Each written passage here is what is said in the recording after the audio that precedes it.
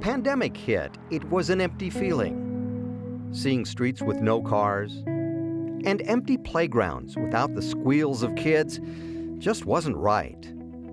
But through it all, good things were happening. In Louisville, a local still photographer documented the wonderful support residents gave businesses, one frame at a time. A nonprofit struggling to survive stepped up to make sure people had enough food. As things improved this summer, the Denver Voice newspaper continued its mission of helping the homeless have a voice.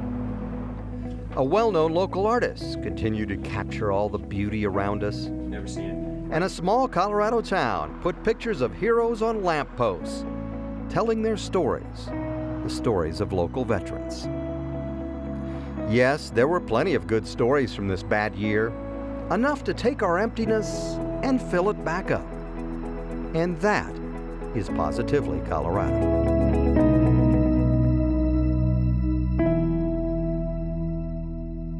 Hello everyone, I'm Gary Shapiro. We all remember what it was like last spring when COVID was spreading, restaurants and businesses were closing down, and we really didn't know what was going to happen next. That's when former 9 News photojournalist Chris Wheeler grabbed his still camera and started taking pictures in Louisville, Colorado, where he lives. The stories he documented and his story are Positively Colorado.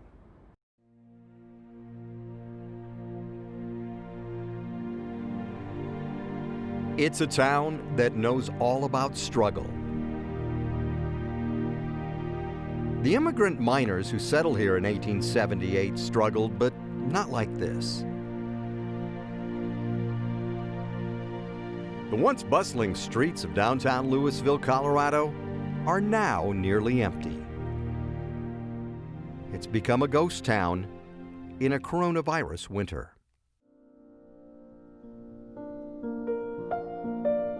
You can see the struggle on the faces of the workers.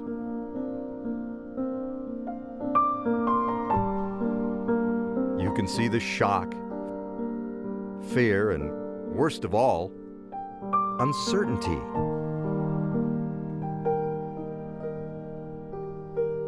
Their small businesses have been devastated.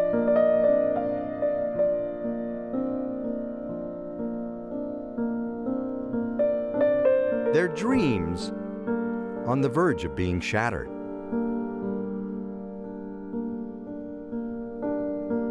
Some have seen revenues drop more than 80%.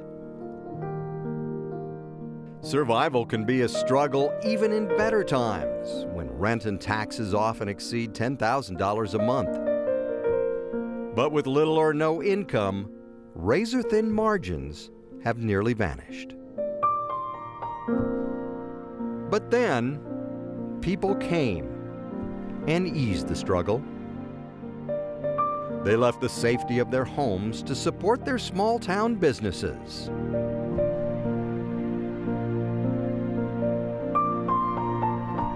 And in a desperate attempt to survive, businesses adapted.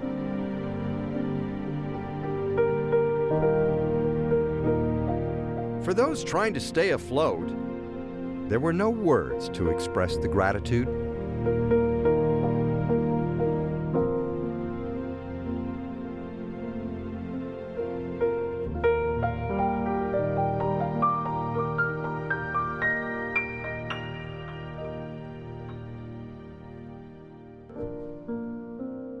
But the business owners know there will be more dark days ahead. Curbside service and online sales can keep you going only for so long. In these uncertain times, the one thing they all have is hope. And the comfort of knowing that in this struggle, the community has their back.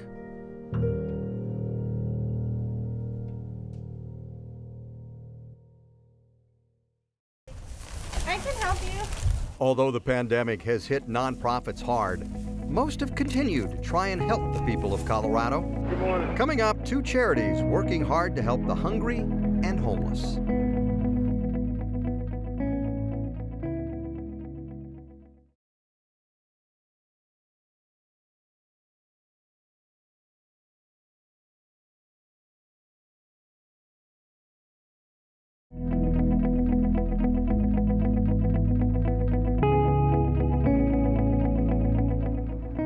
back at our look at some good stories from a bad year. So many charities in Colorado are struggling right now to survive. Here is a look at two of them, Conscious Alliance and the Denver Voice. Like other nonprofits, even in the worst of times, they are positively Colorado. Is this your first Red Rocks show? We visited Conscious Alliance last fall at Red Rocks as they were collecting food and money Thank you. from music fans at a show by the band The Revivalists. In return, those fans get posters of the band by well-known artists. The bottom line is you're helping to feed people, so thank you very much. It's art that feeds. Yeah, absolutely. And the food drives usually happen 100 times a year at venues all over the country. Thank you. But as we know, there are no concerts right now. Justin Levy is the CEO of Conscious Alliance. We're just doing the best that we can to help keep everybody afloat and find new ways to engage with our audience and keep people working, from the poster artists to the screen printers to the booking agents and everything. Amazingly, mostly thanks to natural food companies, restaurants, and sponsors, Conscious Alliance is still able to distribute food to kids and families. I can help you. This giveaway last week was at Wyatt Academy in the Cole Whittier neighborhood of Denver. Kate Mashera is the co-principal there. Today we have some prepared meals from Arcana and Boulder. We have turkeys, we have fresh produce, and just helping people get what they need during this time. And it's about more than just providing food. It's about keeping a community going during a crisis. You can see behind me we have volunteers from the school community, from the Cole Whittier community, from Conscious Alliance. It's really just a special way every week that we bring the neighborhood all together. Another important part of the Art That Feeds program has been providing food to Native American families on the Pine Ridge Reservation in South Dakota. It's where the organization started years ago. And even during this coronavirus tribal shutdown, Conscious Alliance has been able to take truckloads of food there like they did when we went with them last fall. It's partly because the group adapted their concert food drives to virtual concerts. We've got some partnerships with Humphreys McGee, the String Cheese Incident, Widespread Panic to be the beneficiaries of their live streams every week. And it's turning to thousands and thousands of meals. Yes, it is still Art That Feeds, even though the art is on hold and the live music has stopped for a while. But it's good to know they're still feeding people at a time when the need for food is more important than ever.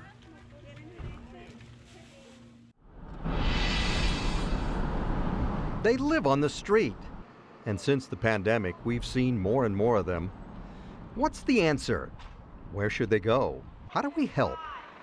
Homeless is a complicated and controversial issue, and you can read all about it in the Denver Voice. What's happening? Not much. How you doing? David Gordon is very familiar with the paper and the issue. He sells the Voice on the streets and uses the income to stay off of them. There's a group of people out here that, we don't have a voice. And the Denver Voice does give us a voice in a positive manner.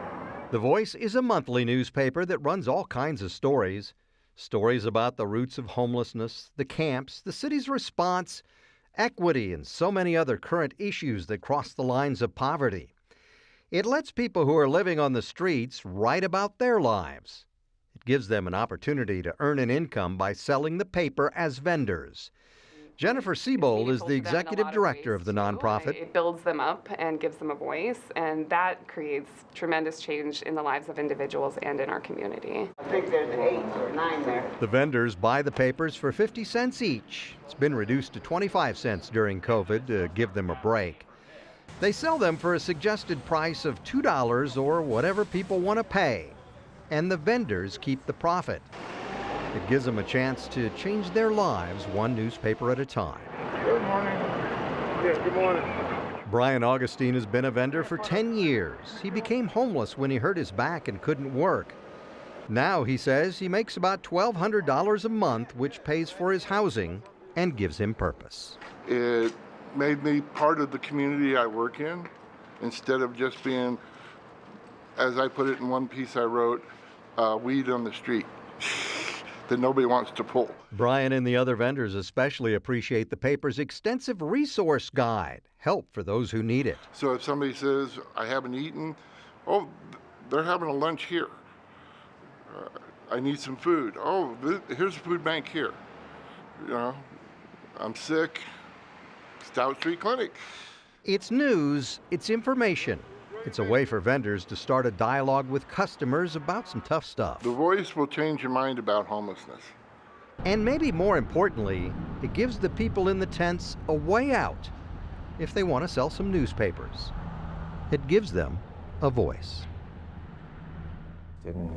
I really like beautiful things that kind of make me happy.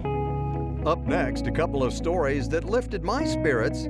Stories about beauty, courage, and community.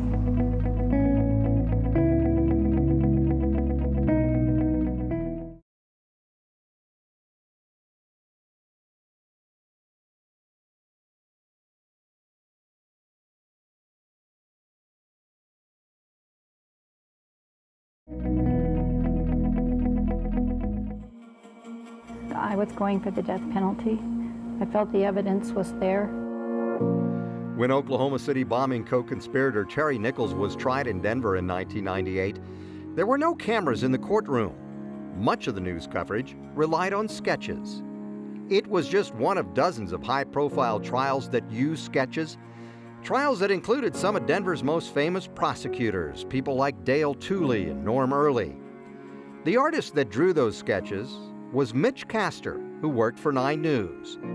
When he started working for the station, Mitch says he'd never covered a trial before. I had just all these old markers from the previous artist at Channel 9, and I had them all on my lap, all ready to go. And then the judge comes in, all rise. So, first time I learned you had to stand. He also drew TV graphics by hand back then. Whatever was in the news, the Iranian hostage crisis, the Carter Mondale presidential ticket, the Colorado Rockies hockey team. Yes, there was a different Rockies team before baseball in Denver. For Mitch, it was all perfect training for what came later. When he left 9 News, he started an artistic journey through portraits of beauty. I really like beautiful things that kind of make me happy. Pretty simple. Today, Mitch paints everything from landscapes to portraits to lighthouses. His dramatic use of light and shadow has become his signature. His color, tone, and design are what defines his works, but it's his passion that makes the art magical. And then there's just the part you really can't understand, just some pieces magically work. But mostly I think it comes down to just good design. Most part. Mitch has traveled the world to photograph many scenes that wind up his subjects. He has a wall full of pictures waiting to be painted. Memories from those trips fill the shelves of his studio. He says he's always loved art, even as a child. My brother was a better athlete, better at most things, but I could draw. And so for me, it was my self-esteem and just the joy of doing it. He's been doing it now for many years. He's won awards. His art is found in galleries and private and corporate collections around the world. He's as busy now as he's ever been, except maybe back in the courtroom sketching days. The days he covered trials for bombers, murderers, and abusers. Mitch says it's the ugliness of many of those news stories that helped him discover the beauty that he creates today.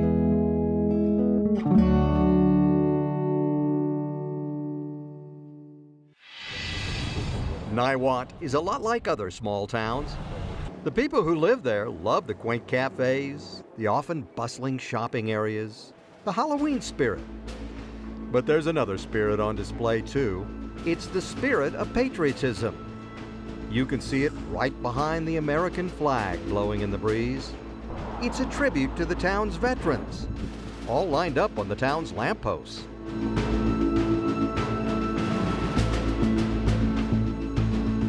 This year we've got representation from the Civil War all the way through present day, so it's amazing. The veterans all have a story to tell. Some, like World War II gunner Lawrence Russell, sadly aren't here to tell them. But his granddaughter, Leah Suskin, is proud too. He actually left the Bronx and ran away to join the Army Air Corps before he was of age.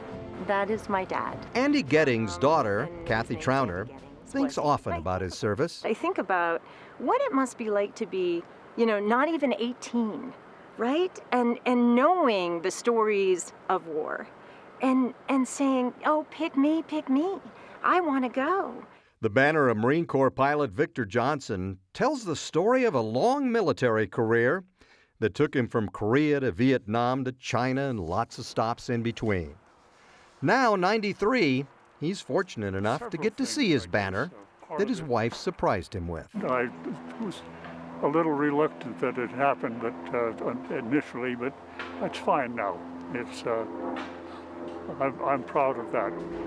All sorts of veterans, all kinds of stories.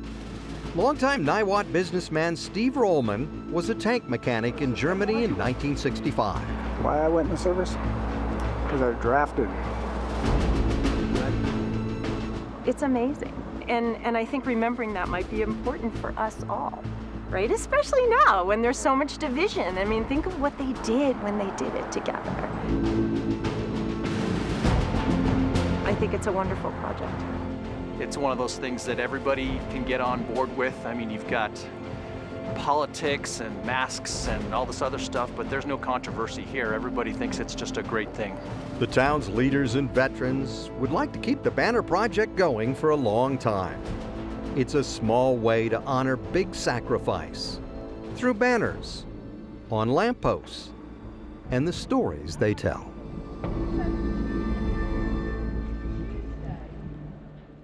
After the break, we'll check in on Santa and Mrs. Claus. How has the pandemic affected their Christmas season?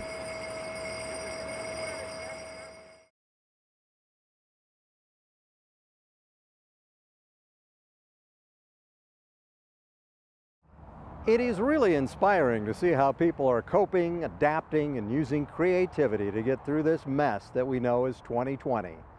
We close the show by checking in on someone who is working very hard to make sure everyone has a Merry Christmas during COVID. Nothing more positively Colorado than that, right? Thanks for watching, and have a happy holiday. It's one of the highlights of the holiday season, the 9 News Parade of Lights. Bands, floats, and of course a visit from Santa. Sadly, it didn't happen like this year because of the virus. So we arranged to meet Santa and Mrs. Claus where the parade usually happens, at the Denver City County Building. We wanted to talk about what their life is like these days. They made the trip from the North Pole to assure us all is well. They'll still be spreading cheer, only a little bit differently this year. Ho, ho, ho, you bet Santa's ready. Santa's been working very hard with Mrs. Claus and getting the whole virtual Santa thing set up. We are so excited and so ready. We wish you a Merry Christmas. Now, in normal years, Mrs. Claus spends a lot of time in the off-season working with Santa's brothers, sisters, cousins, uncles, and nephews at the Santa Claus School in Denver. They help him spread holiday cheer at malls and parties all over the country when he's too busy. Ho, ho, ho. They graduate after learning things like be prepared for anything, to have your beard pulled or to get kicked. But the biggest lesson is be ready for lots of hugs and kids saying, I love you. And I think my favorite thing about Santa is that every single person has Santa inside, and at Christmas time we all get to access that. And that's just so wonderful. It just brings so much love into the world that needs it so badly now. But alas, this year, no in-person hugs from the kids just wouldn't be safe. Everybody's had to step up, and no different with Santa. So this year, Santa has become tech savvy. Good morning.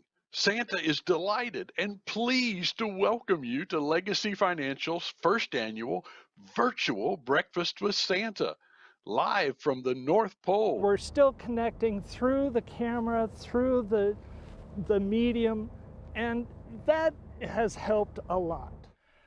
'Twas a cold Christmas Eve on the southwestern plain.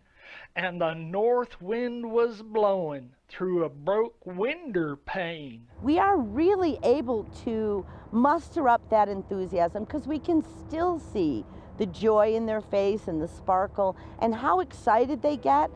Dashing through the snow in a one-horse open sleigh.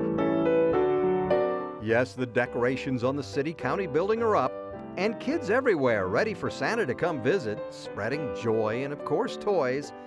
Santa says that will still happen.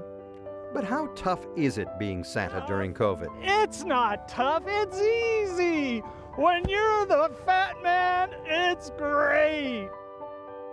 So don't worry, kids. Sounds like Santa's got this whole virus thing under control. And he has the same message for the world that he always does, more or less. The message this year to the world is peace and love and wear your mask. Ho, ho, ho.